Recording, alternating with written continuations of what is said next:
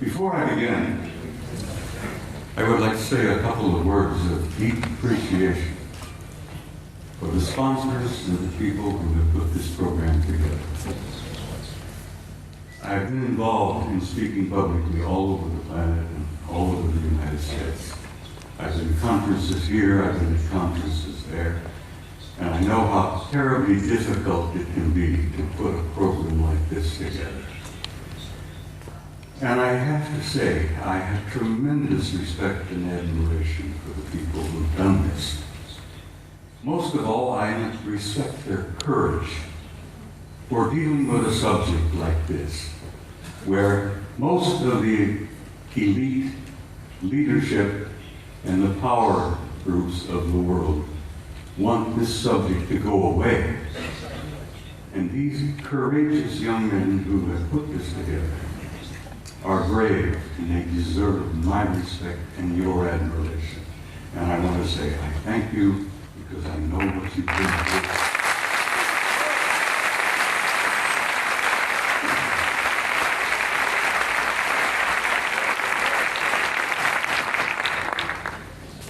Now I must explain something else to you. I never read from a script. I don't have a prepared script to follow. I get up on a stage and I talk to people like yourselves and I kind of wing it. I have so much material and I have such a problem of keeping it under the allotted time that I've been given. I have come today prepared to speak to you for 3 hours. I'm only allowed 1 hour and 50 minutes. So something's going to have to give. But bear with me, I'll do the damnedest job I can. And it's important that you see the photographs of the NASA pictures that I have brought with me. Now, my journey began 45 years ago. I began a journey that if I had known then what I know now, if I had known the pain, the anguish, the heartbreak that I was going to experience over these 45 years, I might not have started that journey at all. But here I am in Barcelona in 2009 with some of the most delightful people I have ever met. And looking back, I find that the journey was worth the effort. It was worth the pain, it was worth the heartbreak. And I'm delighted to be here. And I'm delighted to see all of you out there. And this is such an encouragement to me that people are beginning to demand the truth. They know they've been lied to from the very beginning. And they want to know. And I'm going to hear this afternoon hopefully contribute one small measure to helping you understand and helping you know.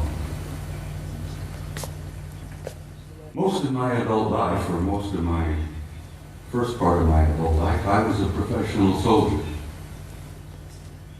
I was in the Army. I joined the Army in 1950 to avoid the draft. Ended up going to Officers Candidate School, and so help me God, while I was going to OCS at Fort Riley, Kansas, the North Koreans invaded South Korea, and the next thing I know, I'm on the front lines of Korea being shot at by a bunch of pissed-off Chinese and North Koreans who tried to kill me. And I have nothing against them. I didn't want to kill them. Here I am, 1951, leading combat troops in Korea in one of the bloodiest wars we've ever had.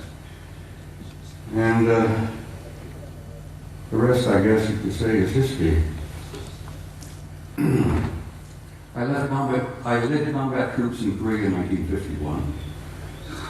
I spent 27 years on active duty, and I also was involved in the war in Southeast Asia in 1970, where I was part of an organization that gathered intelligence in the jungles of Southeast Asia, South Vietnam, Laos, Cambodia. And let me tell you, some of those years were rather harrowing. The most harrowing experience I was to have was when I was assigned to Paris, France in 1963 to what we considered in those days a pledged assignment, a plum assignment. I was able to go to Paris, France, take my family with me, and my children went to high school in Paris. And as I said, it was a plum assignment. I had no idea what I was to find when I got there. When I arrived in the summer of 1963, I arrived with a top secret clearance. When I arrived at Supreme Headquarters Allied Powers in Europe, which was located at that time at a small town known as Roquencourt, right outside of Paris,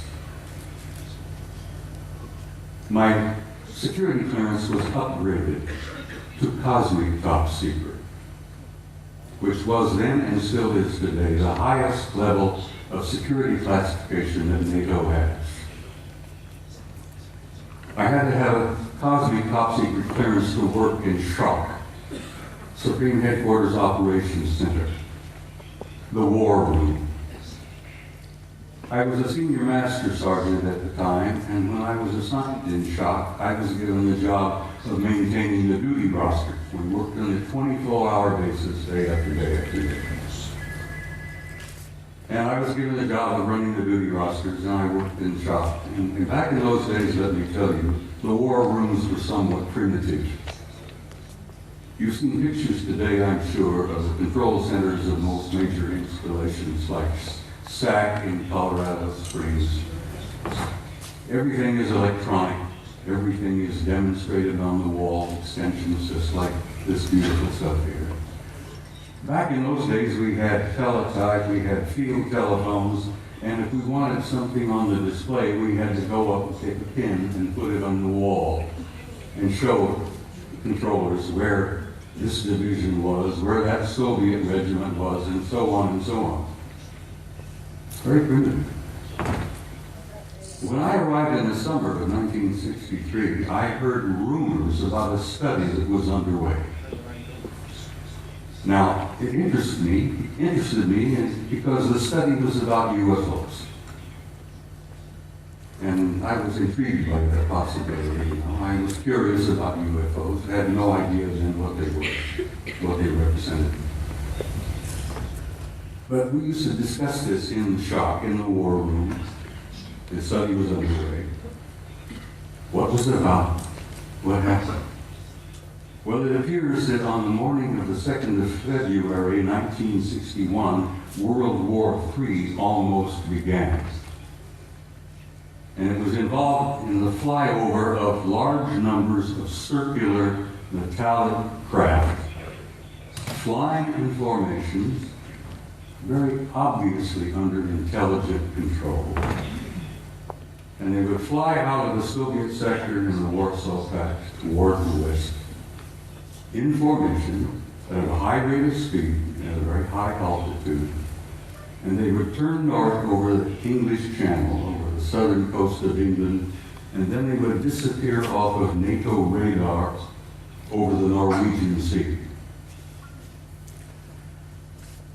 On that morning of 2nd February 1961, World War III almost began. The Soviets went on red alert.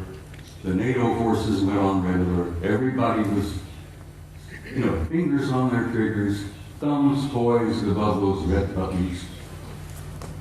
And World War III was just moments away. Within 20 minutes, it was all over. The objects flew, turned north, disappeared off radar. It was all over.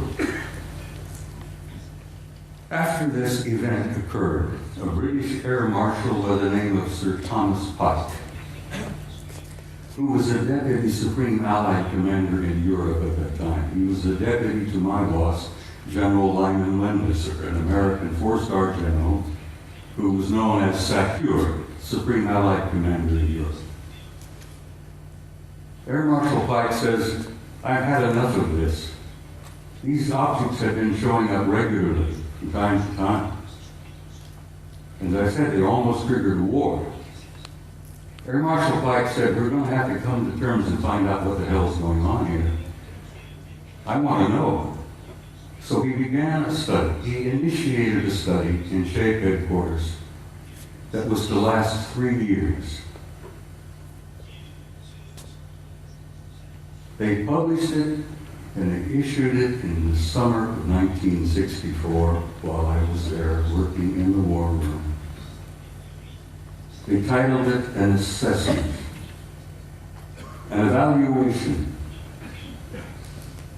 of a possible military threat to Allied forces in Europe. So it had front-on title, just couldn't learn very much about that. An assessment, an evaluation of a possible military threat to Allied forces in Europe. I was working in the war room one early morning around 2 or 3 o'clock, and as I jokingly used to refer to it, the coffee was too black to drink. We had read all the newspapers, magazines. Many of you have heard military life is about 99% boredom, broken up with 1% of sheer terror.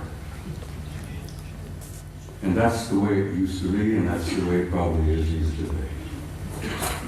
I'm sitting there nodding off, and this American Air Force full colonel looked at me and he says, "Wake up."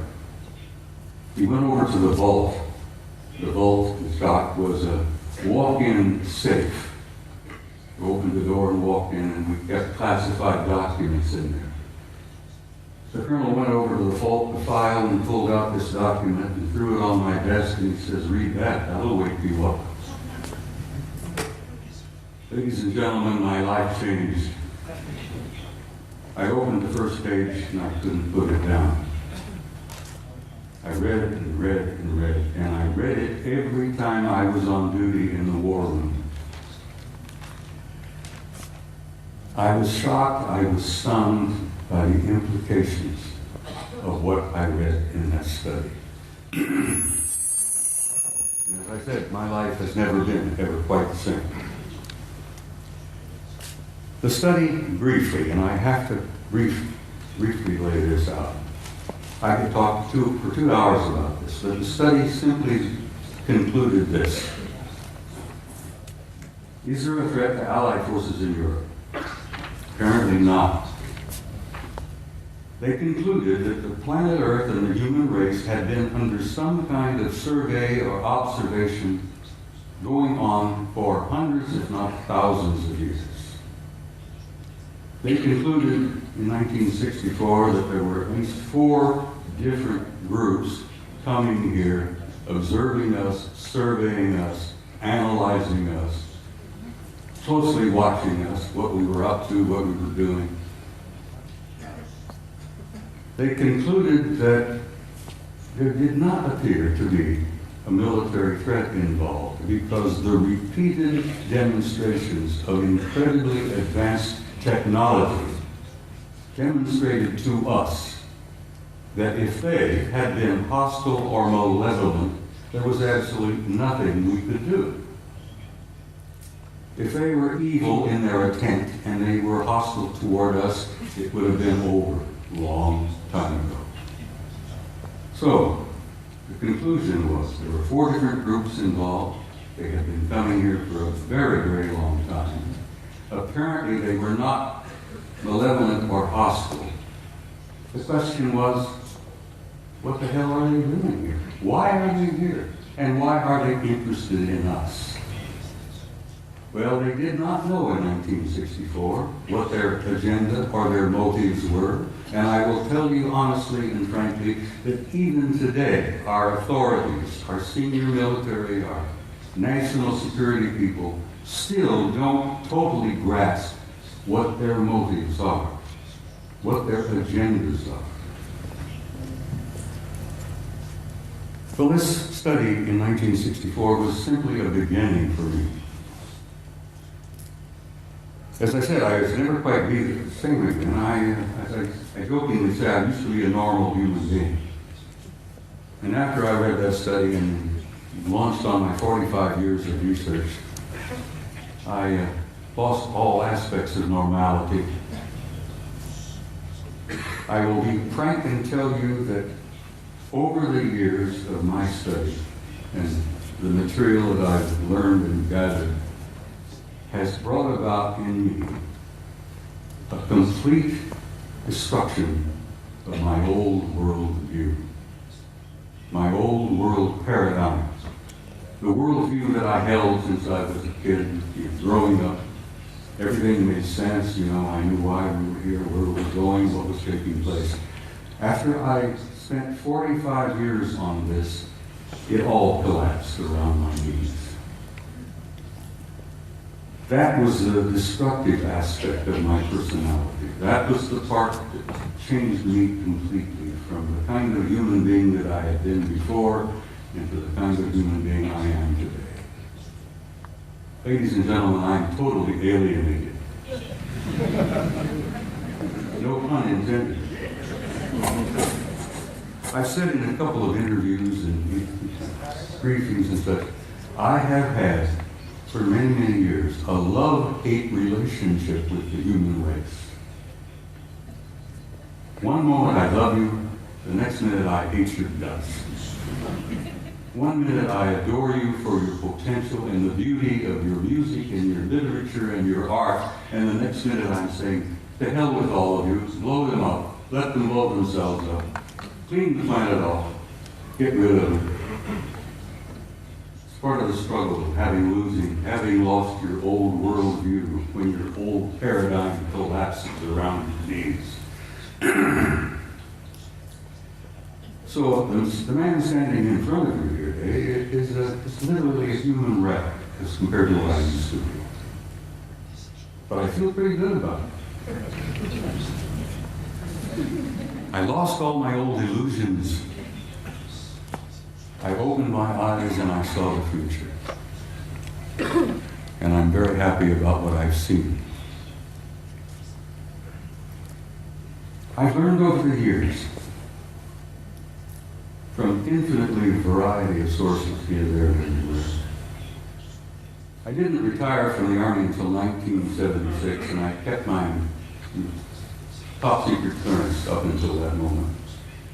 After I retired, I went to work for the Federal Emergency Management Agency and worked another 14 years for the U.S. government, where I had a top secret clearance.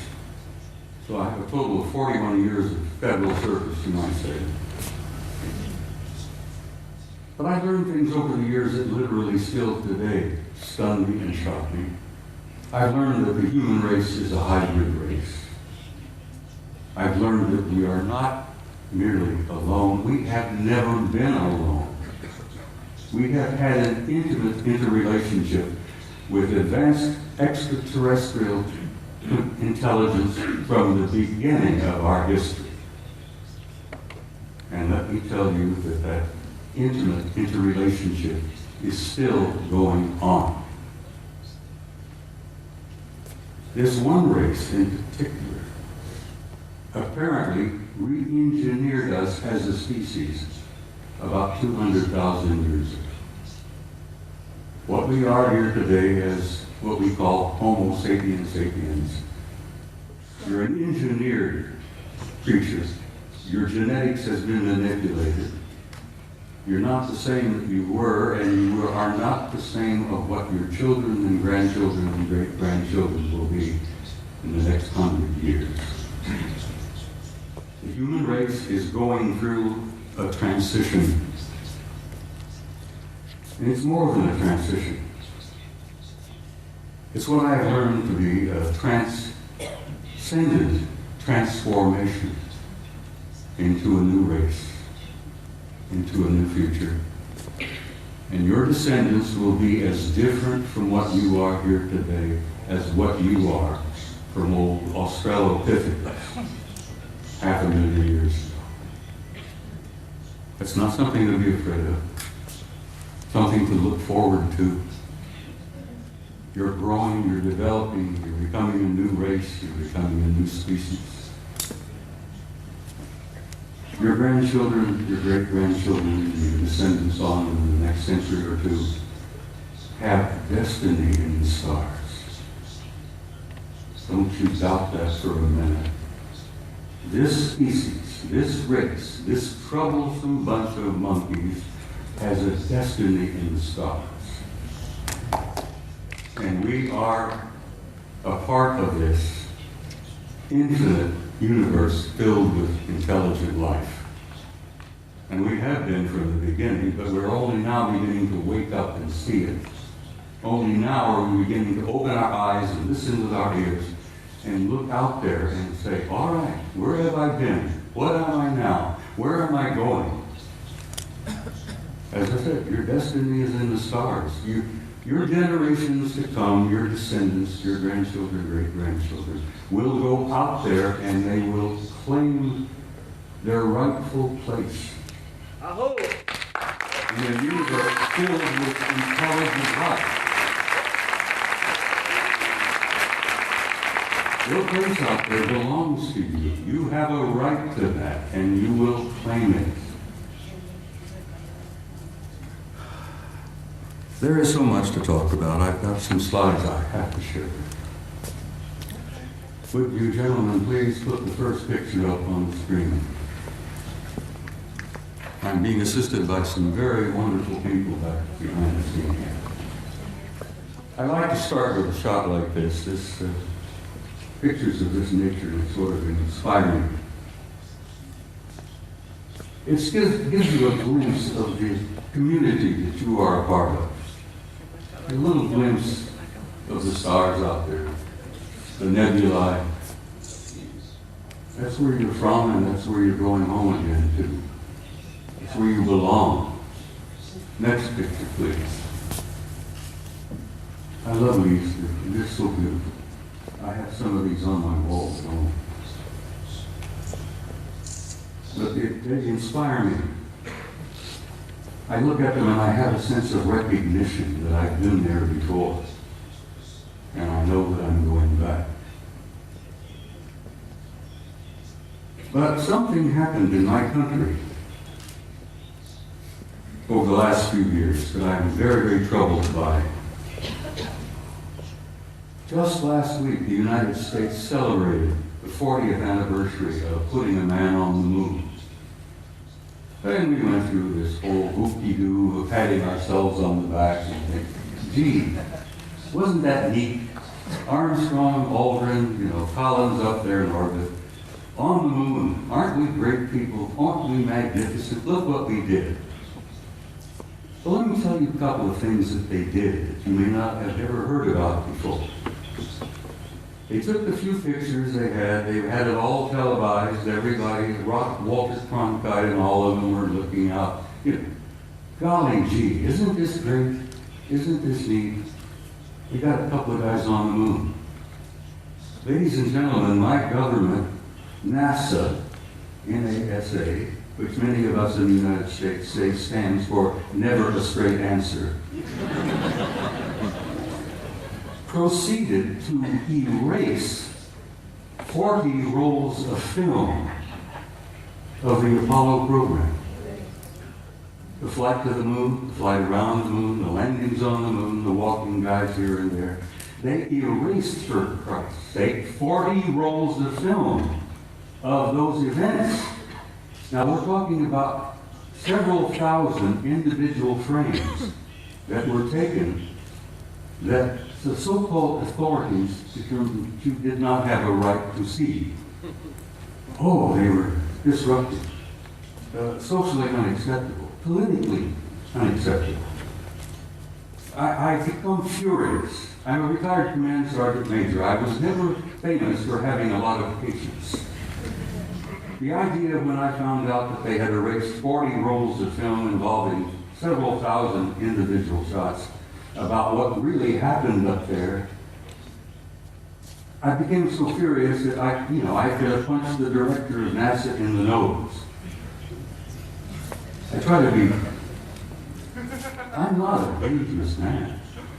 I like to tell people that, like Henry Higgins in My Fair Lady, I have the milk of human kindness by the quart in every vein. So I really am a gentle man. But I have the capability, the potential of being rather dangerous and violent.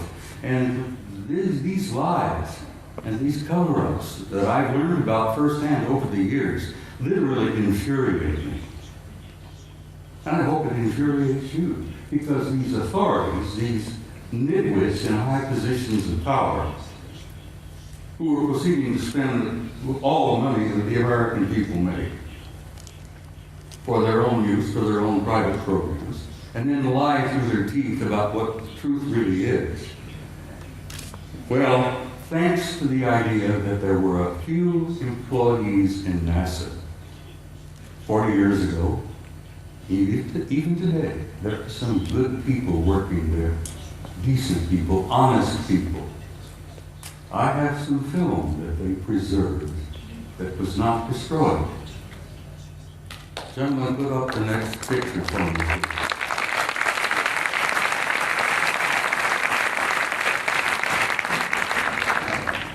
This is a NASA photo. This is Apollo 12. Apollo Systems 12, roll number 50, negative number 7348. They were flying over the moon before they landed. They went into orbit around the moon. As many of you, I'm sure, you know the system, you know the procedure. They went into orbit around the moon, and while they were there in orbit around the moon, a number of anomalous artifacts began showing up, showing interest in them. Next picture, please. This picture was taken by Neil Armstrong. While they're looking out of the window of their little craft, this object flew by. There's the moon in the background, of course. There's this object that flew by the window of that little craft that they were riding in. Neil took the Hasselblad camera that he had, put it up to the window, and snapped this picture. Next picture, please. NASA Apollo 12. Roll 51, negative number 8653, something like that. Now this is a good-sized object. This is several hundred feet in diameter that came up next to the lander, flew along beside them for a time. The guys in the Apollo crafts put their camera to the window and snapped the thing, and I've always jokingly said there were guys inside of this taking pictures of an asset. We were photographing them, they were photographing us. Next picture, please. Photo NASA Apollo Systems number 14, Apollo 14. Roll 70, negative, what is it, 9837, I think, or 8827, I think it is. This is the Landsberg crater on the moon.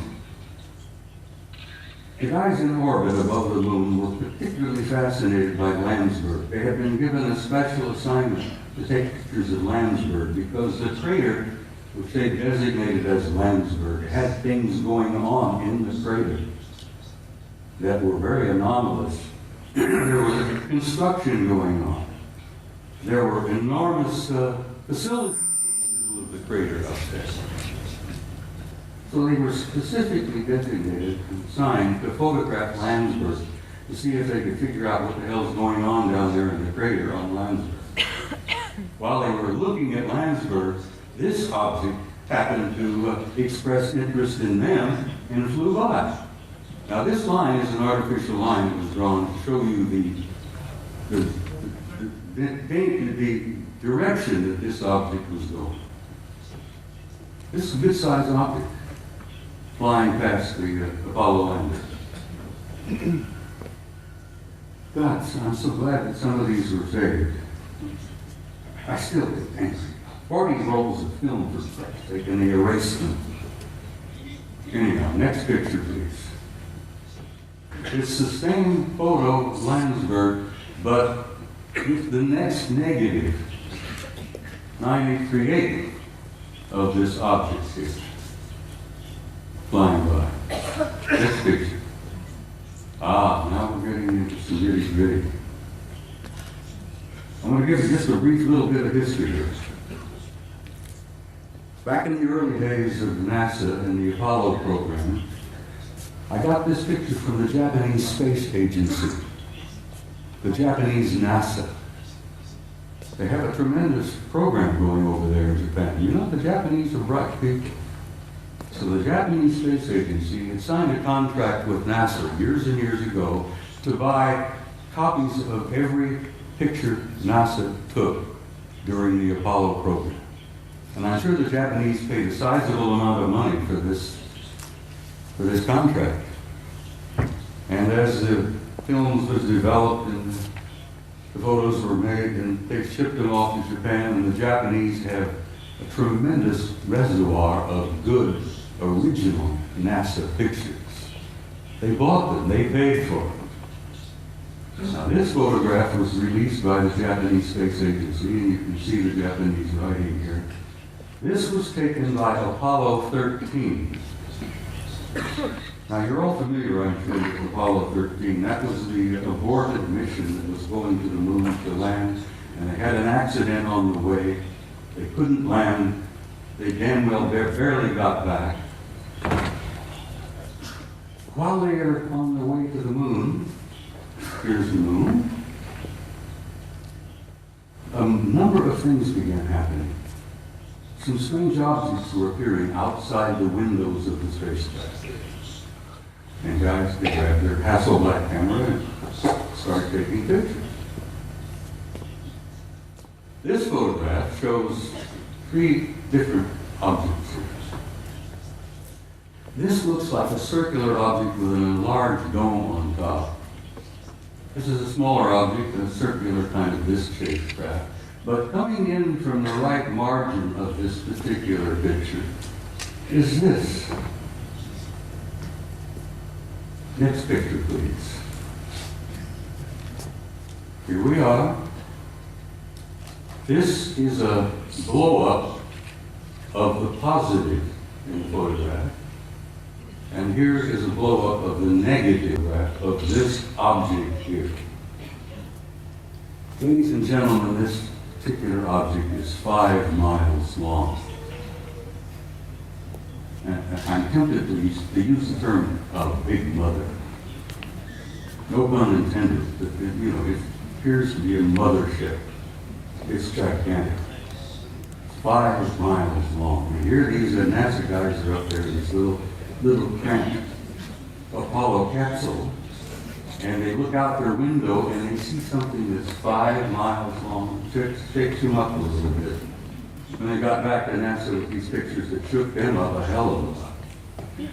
Next picture, please. This is the next sequence. Here, this large mother has moved into the middle of the frame, and something else has shown up over here, which has been estimated to be 2 miles long.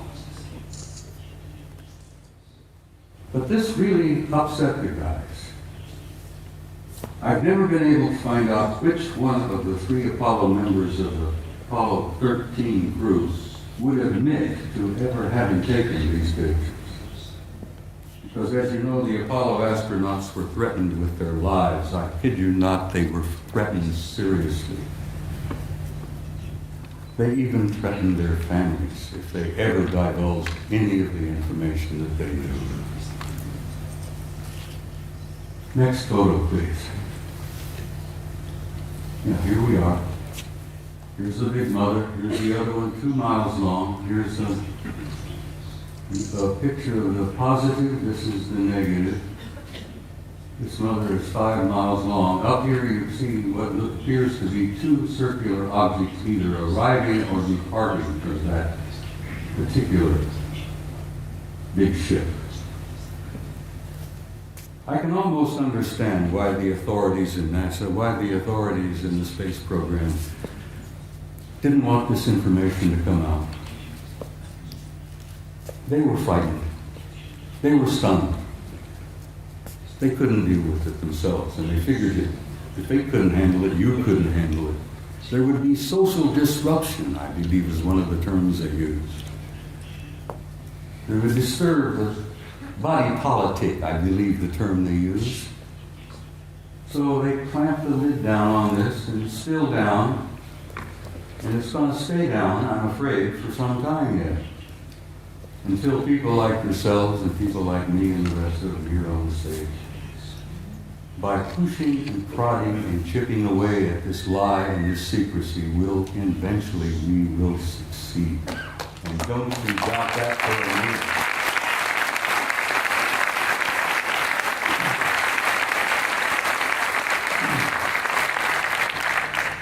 Now I'm in for another photograph that I think will shock you some. In 1980, NASA, never a straight answer, launched the Voyager program to Saturn.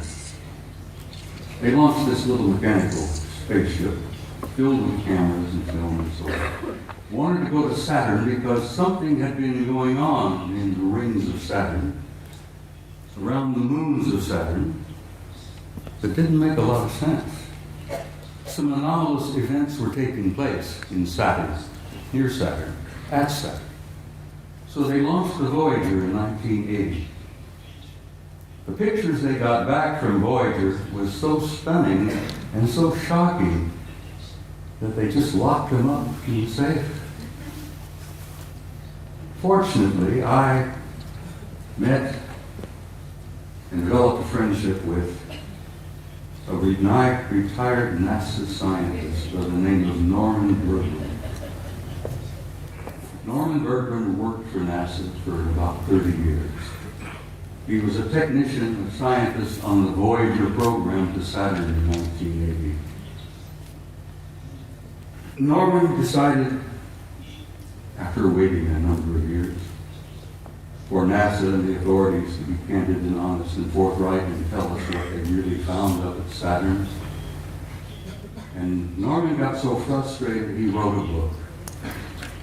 Now, he couldn't get it published in the United States. No American publishing house would even touch it. Norman Bergman had to go to Scotland, for God's sake, to Aberdeen to get his book published. And he did publish it. He did succeed. He got his book. It's a piece of genius. It's a beautiful piece of work. And the things that they photographed here, Saturn, appeared in print for the first time. This is the A-ring of Saturn. And you're all familiar with what Saturn looks like. It's a beautiful planet. It's giant. It's a big one. But it's got rings all around. Well, this is the A-ring, and here is an object that is self-luminous, obviously artificial, larger than our moon.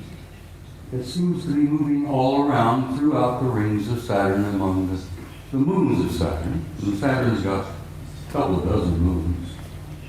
This object here, as I said, larger than our moon, moving all around apparently under intelligent control in the rings of Saturn. Now, try for a moment, if you can, to imagine a kind of a technology that is capable of constructing something larger than our moon, that's artificial, that moves around wherever it wishes to go, that's probably got several thousand guys inside. That is shocking to some people. Next picture, please. This is the piece de resistance, I guess, is the French say. Here you have another self-luminous, artificially constructed object, circular in shape, larger than our moon that is also moving here, there, and everywhere throughout the rings of Saturn and among the moons of Saturn. You know, there's got to be intelligence aboard. But this is the one that really blew the NASA people on the Voyager program out of the water. This object, this is an object, guys, is 2,000 miles long. It's 400 miles in diameter. And it's an artificially constructed, Norman calls them an electromagnetic vehicle. He says they appear to be making the rings. This is one of the rings of Saturn. I think this is the B ring. Bertrand says he thought they were probably making the rings. I said, Norman, you ever consider the possibility they may be mining the rings? Because I think the rings are probably rich in nutrients, minerals probably. And an incredibly advanced civilization, I think, would work out some system of mining those rings for all the minerals that are up there and utilizing them. Because space is filled with wealth, energies of all kinds. They never have to dig another hole in the ground like we do down here. Space is filled with energy. This is 2,000 miles long, and here on this end there seems to be something like an exhaust or a flare of energy of some kind. It's probably a result of engines of some type inside this thing. But whatever it's doing, it's there, and it's a recognition and a representation of an advanced intelligence. And that's one of the things they don't want you to know, that we are confronting and relating with an intelligence that's so far beyond our own. We're looking at and talking about what's known as a Type 2 civilization. Now, for your own interest, I suspect most of you suspect this, but you are all members of a 0-0 type civilization. Beyond us, hopefully in a century or two, we might become a Type 1. But this is a representation of a Type 2 civilization. And Michio Kaku, the famous Japanese-American physicist in New York, has put out this concept about Type 0, 1, 2, 3, and 4 of the kind of advanced cultures and civilizations we will probably meet out there. Well, in probably meet out there, we've already met them. They're here. They're in our midst. So, I think I brought about 15 or 20 of these pictures, but I simply had no time. I don't have the time to show them all. But I've shown a few here, and I think I've piqued your curiosity. And I think most of you are pretty bright people, and you know you've been conned. You know you've been lied to. You're not fools. And I think you know who you are and why you're here and where you're going.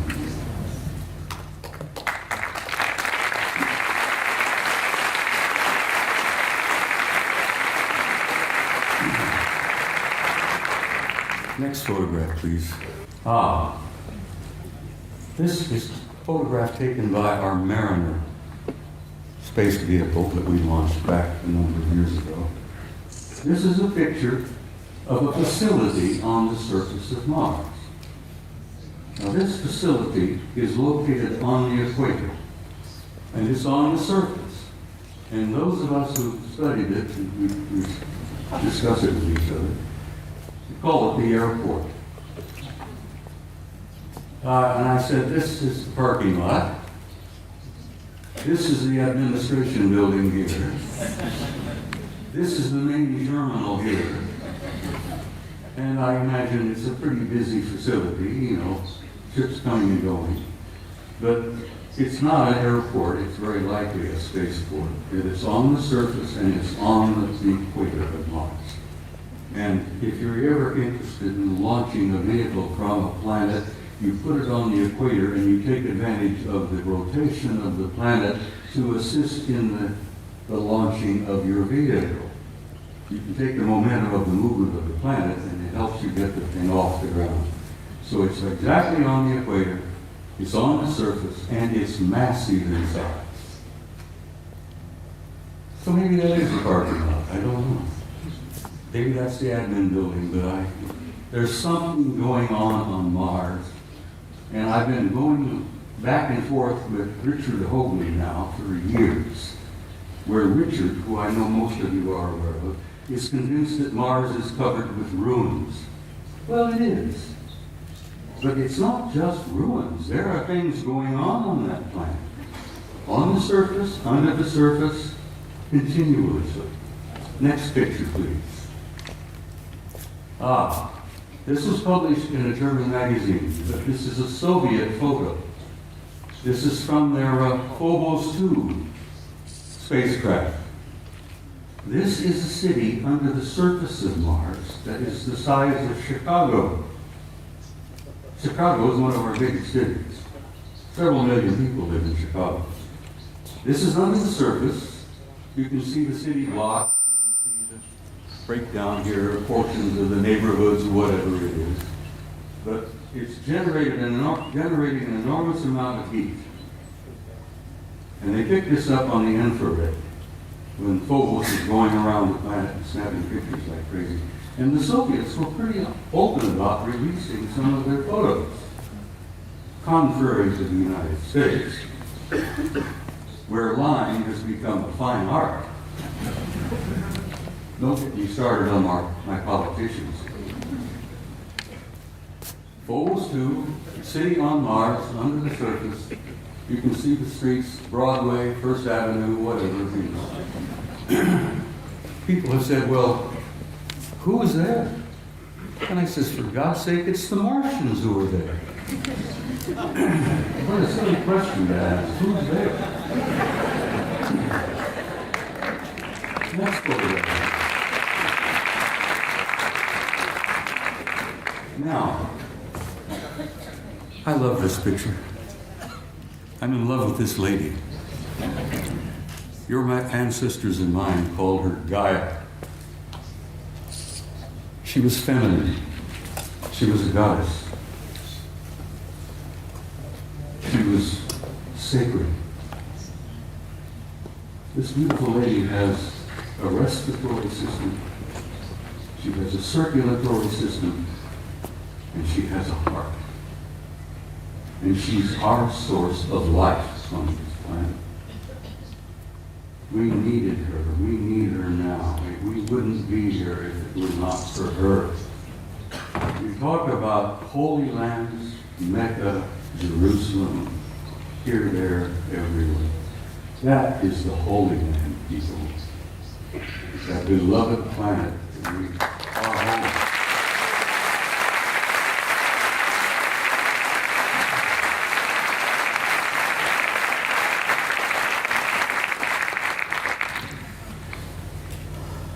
Next picture, please.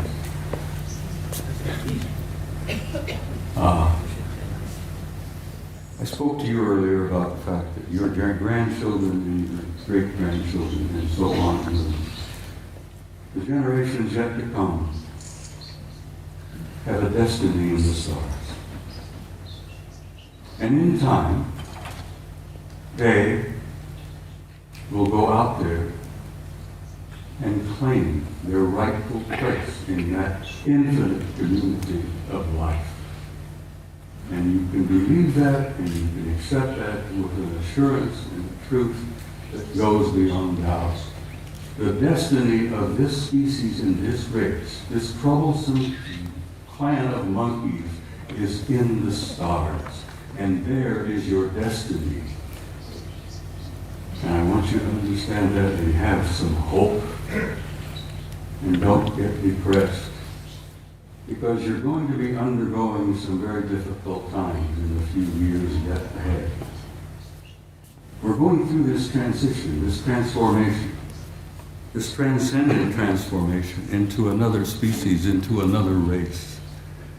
And if you remember your own adolescence, it was a painful time. The species, the race is going through adolescence. But we're not alone. We're being helped. We have family out there that's helping us. And they've been helping us for a long time. They've been trying to encourage us and nourish us and try to point the right direction for us to go. Because we are troublesome adolescent children. And we are going through that transformation. But my point is that there is no doubt about the inevitable destiny and truth of the human race. Now I want to quote something from you, if you'll bear with me here. One of my favorite authors, poets, was a man I've admired for years, Count Leo Tolstoy. Tolstoy said that there is something in the human spirit that will survive and will prevail. That will survive and prevail, and that there is a tiny and brilliant light burning brightly in the heart of man that will not go out no matter how dark the world becomes. And then in the years ahead, when things are difficult, the economic problems take place, there will still be disruptions, fear. Oh, sadly enough, I'm afraid there will still be blood in the streets, here, there, and everywhere. This coming out of adolescence is not an easy process. But then, what do you do when you reach beyond adolescence? You reach adulthood. You grow up. And we're growing up.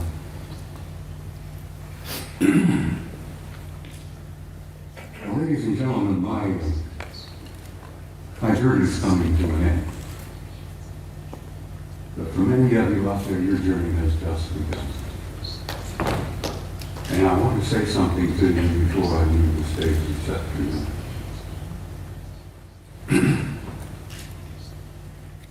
No matter how dark the world becomes, you have to be sure, as Tolstoy said, there is a spark, there is a flame burning in your heart that will never go out, no matter how dark the world becomes.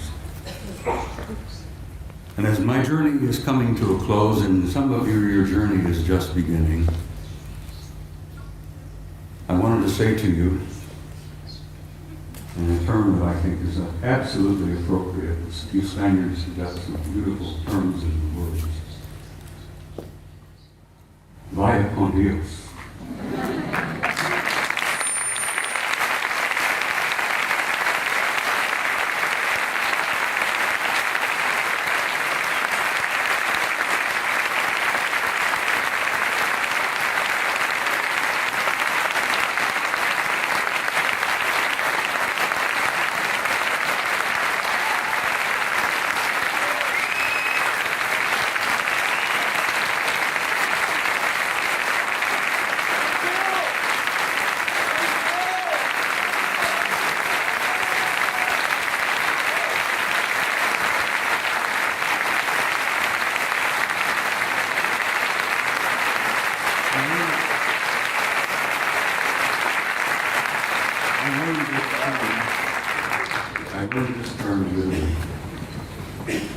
I've never been to Spain before. Italy is one of my places that one of my favorite places. I love Italy. Now I'm learning to love the Spaniards.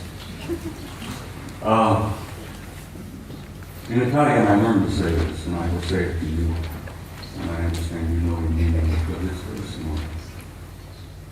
In closing, I want to say to you all, ti amo.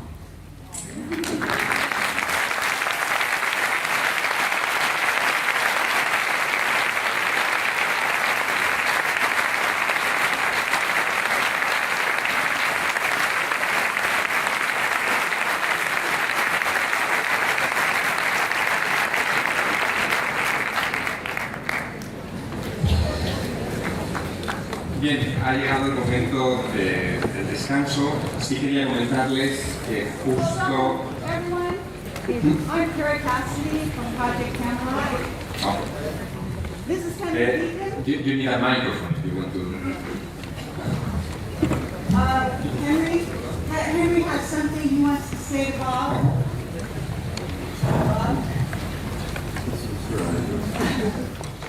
This is kind of Deacon. Excuse me. And we just want to say something here. This is Henry Deacon from Project Camelot, for those of you who are familiar with our website. And he's here today, and he's here at the conference. He has something he'd like to say to Bob. About Mars. About Mars. I don't have any words, but Bob has expressed everything that I would have said. I can confirm it because I've been working in top secret for 30 years, and above top secret. We've shared a common background, but I just met him recently here. And I can only say that, yes, there's life on Mars, there are bases on Mars. I've been there. And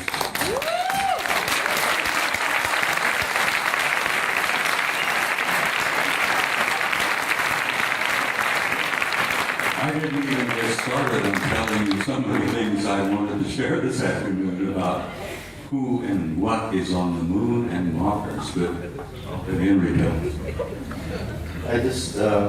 it's a long story, as he said. There's not enough time to put it all together. Except that it's a positive story. It's not one of fear. He showed a picture of the Mother Earth, and it's giving birth, and there's birth pangs, but there's a child is being born. And just forget about the fear, because that's just a really temporary thing. There she is. So, a friend of mine, Angelica, who no one knows, UK, she calls this the Emerald Planet. And it's alive, yes, it's very much alive. We're a part of that lit life form, and it spreads, the life spreads throughout this whole galaxy. And the rest of our family is watching and waiting and helping quietly behind the scenes. And I've been fortunate enough to be able to meet family that don't just live here on Terra for a long, long time, even before I was in government work. So thank you.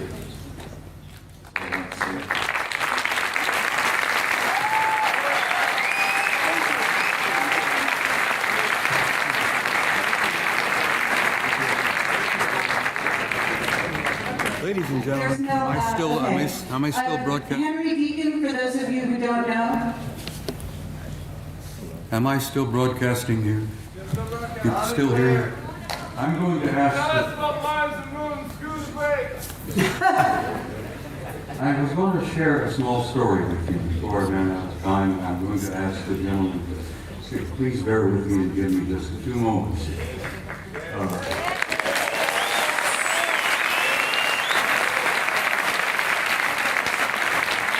This is for over. I attended my son's retirement ceremony in Washington, D.C. in November. My boy retired in November in Washington as a full captain of the United States Navy after 30 years of service. And while I was at this retirement party, the room was filled with admirals and generals, and retired commanders and captains and so on. And we all had something cool in our hands, and we were all moving around among each other, amiably and relaxed, you know. A retired Navy scientist, whose name must remain untold, came up to me, nudged me. He says, "I know you." I said, "Yes, I'm Eric's father." No, he said, "I know you. you're that notorious retired command sergeant major with the big mouth. And I says, yes, I go to that. He says, I had to share something with you before the party was over. He said, I retired several years ago. He said, my last job was at a government laboratory in Nevada, a few miles from Las Vegas. He says, I am a plasma fusion physicist. That's my expertise. That's my training, my background, not being a scientist. I go, what? Plasma fusion physicist? He said, yeah, I work at this laboratory outside of Las Vegas. He says, it's not commonly known, but it's a rather secret. He says, I worked 5 years with 2 guys who were not from here.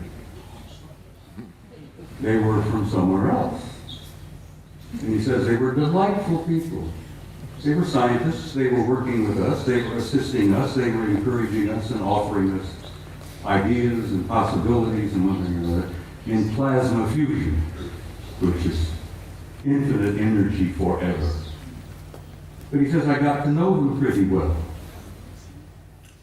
And he says, after a couple of years, he said, I went up to one of them and I said, what do you guys really think of us human beings? And this chap from somewhere said, well, since you've asked, we think you are how did he word it? A primitive, savage, and dangerous race. And the scientist said, I had to agree with him. We are. We're a primitive, savage, and dangerous race at the most. The other chap was standing there, who had been listening in. He was also from somewhere.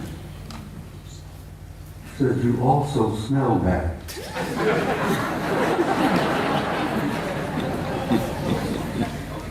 You humans stink.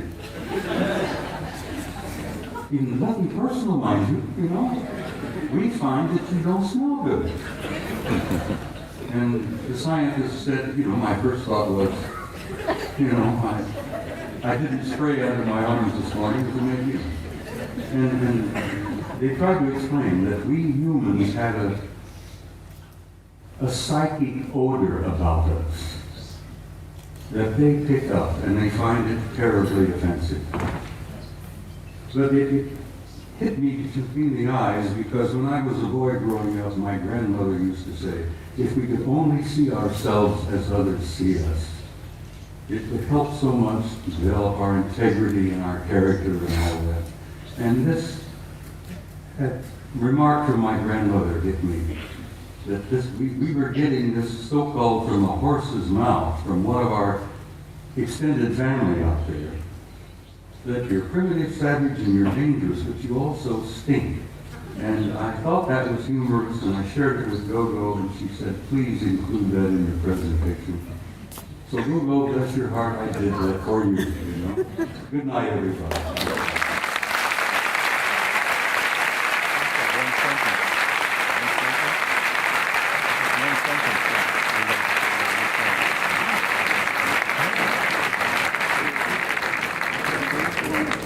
One sentence. It relates directly to what Bob has said. If you want contact, raise your spirit high. And that's what they want. Because they don't want to mix with you if you're savage beasts. It's that simple. Just relax and be happy and work with each other.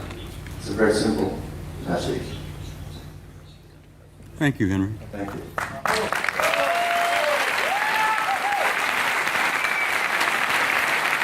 If you want to learn more about Henry Deacon, he is on our site.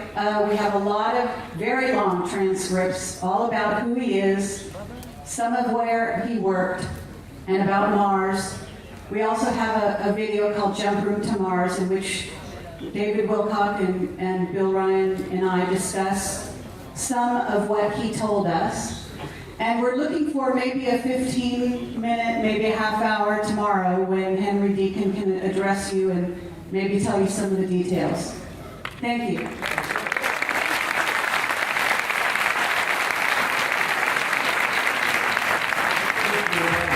One more sentence here. I must add this. I have traveled all over the planet and I've spoken at conferences all over the world and all over the United States. I have never been to a conference of this nature without there being at least one and generally two of the others in the audience.